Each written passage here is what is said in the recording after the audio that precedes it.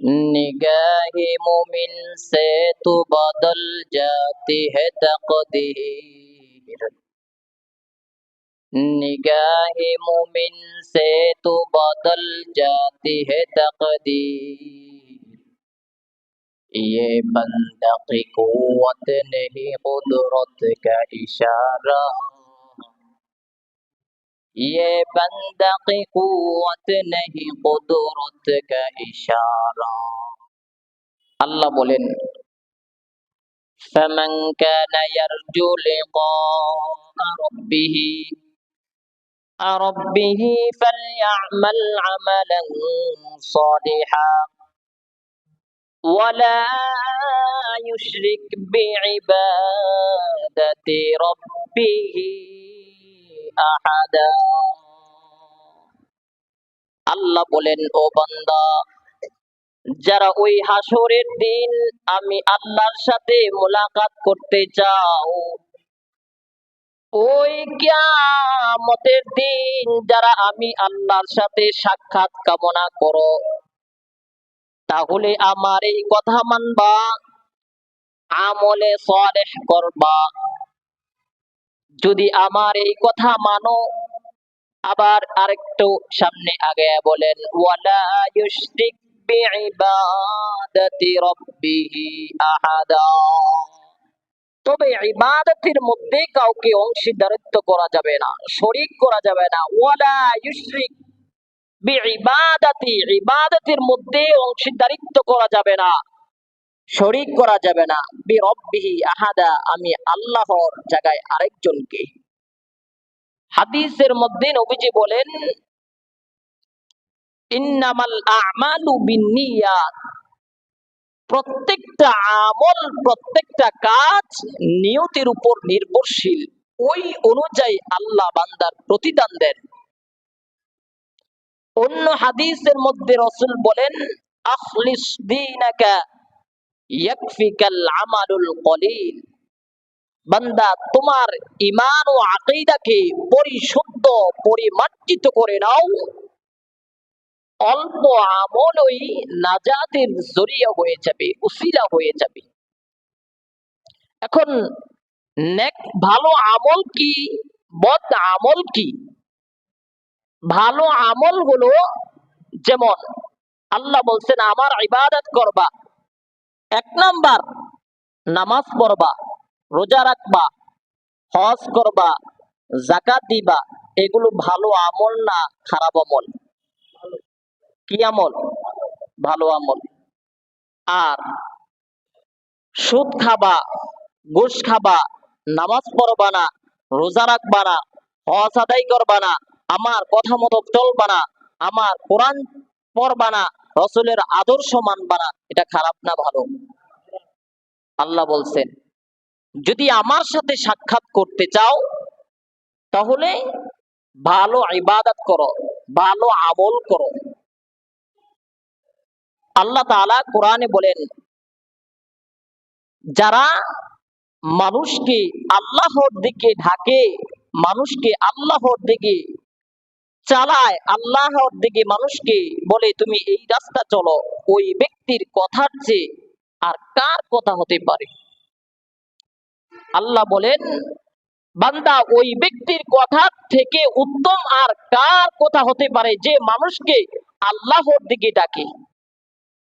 আল্লাহ বলেন বান্দা, ভালো আমল করবা, বেশি আমলের দরকার নাই, ভালো আমল করবা। যতটুকু আমল করবা প্রত্যেকটা নিয়ম শৃঙ্খলা রেখে করে এই আমলগুলা করবা।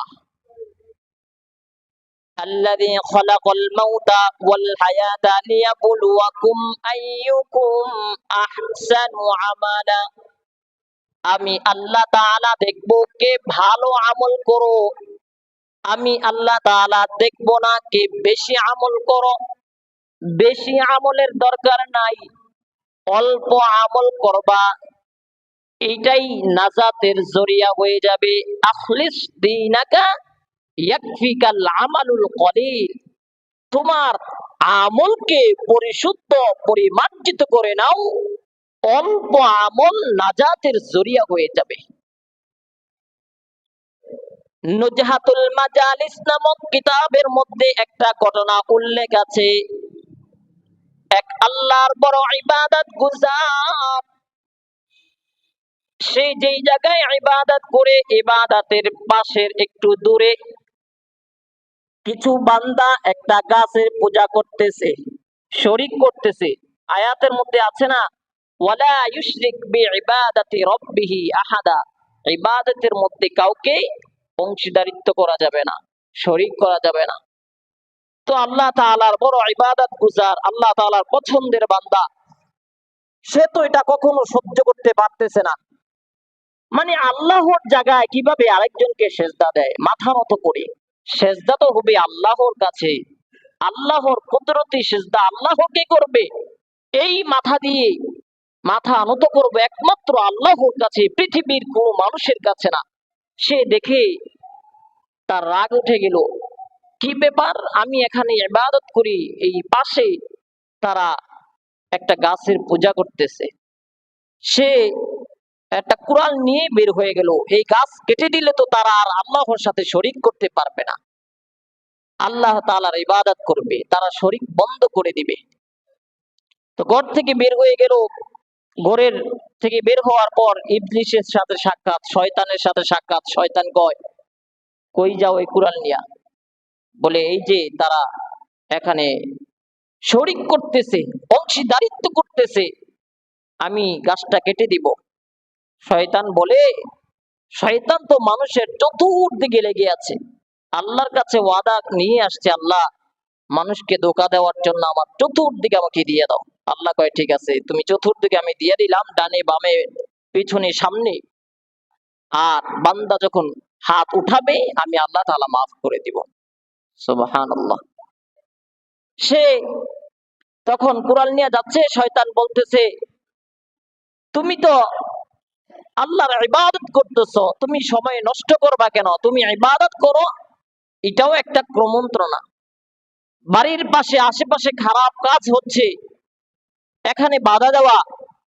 তো শয়তান এটা চায় না, কয় না, তুমি তোমার ইবাদত গুজার, তুমি আল্লাহ তাআলার ইবাদত করো, তারা ওখানে পূজা করতেছে করুক, তারা গাছ এখানে শিরিক করতেছে করুক। সে বলে, না, আমি গাছ কেটে দিব। তো দুইজনের মধ্যে একটা তুমুল মারামারি ঝগড়া হয়ে গেল। তো যে আল্লাহ তাআলার পেয়ারা বান্দা, সে তার সাথে তাকে পরাজিত করে দিল। তো যাওয়ার সময় শয়তান বলতেছে, শোনো, তুমি গাছটা কাইটো না, তারা পূজা করুক, অংশীদারিত্ব করুক, তবে তুমি যদি গাছটা না কাটো, তোমাকে আমি প্রত্যেক দিন রাত্রে এক থলি স্বর্ণ মুদ্রা দিয়ে আসবো। রাতে নুজহাতুল মাজালিস নামক কিতাবের মধ্যে এই ঘটনাটা লিখছে। তো একদিন লোভে পড়ছে, এখন ইবাদত গুজার কিভাবে লোভে পড়ে দেখেন, লোভে পড়ছে, লোভে পড়ে আর গাছ কাটে নাই, চলে গেছে এখন বাড়িতে। ইবাদত গুজার সে তার ইবাদত করে একদিন, 2 দিন, রাত্রে শয়তানে তাকে স্বর্ণ মুদ্রা দিয়ে গেল, এক থলি করে, 2 দিন দিছে। তৃতীয় দিনের দিনে আর এই স্বর্ণ মুদ্রা দেয় না। কি ব্যাপার, স্বর্ণ মুদ্রা দেয় না কেন, আমি গাছ কেটে ফেলবো। তো যখন বের হলো, শয়তানের সাথে সাক্ষাৎ, কয়, তুমি কই যাও? কয়, আমি গাছ কেটে ফেলবো। তুমি তো আজকে 2 দিন হয়ে গেল, তুমি আর স্বর্ণ মুদ্রা দেও না আমাকে, লোভে পড়ছে। তখন আবার ঝগড়া হলো। এখন যে ইবাদত গুজার, তাকে পরাজিত করলো শয়তান। তো যাওয়ার সময় বলতেছে, শোনো, আমি ওই দিন তোমার সাথে বিজয় লাভ করলাম, আজকে কেন পারলাম না?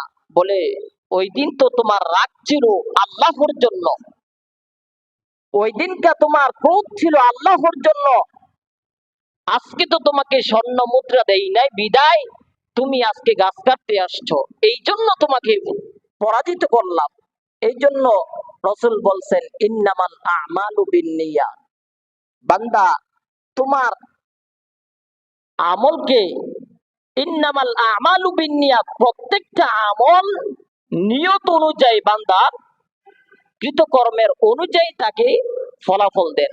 এই জন্য আমরা যখন কাজ করব, নেকি কাজ করব, তখন আমরা নিয়তকে অবশ্যই খালেস করে আমরা এই নিয়ত অনুযায়ী আমল করব, আল্লাহ তাআলা ওই নিয়ত অনুযায়ী বান্দার ফলাফল দিবেন, প্রতিফল দিবেন। আমি যেই কথাগুলো বললাম, সংক্ষেপে কথাগুলো, আল্লাহ পাক রব্বুল আলামিন সবাইকে প্রত্যেকটা কথার উপরে আমল করার তৌফিক দান করুন। সকলে পড়ি আমিন।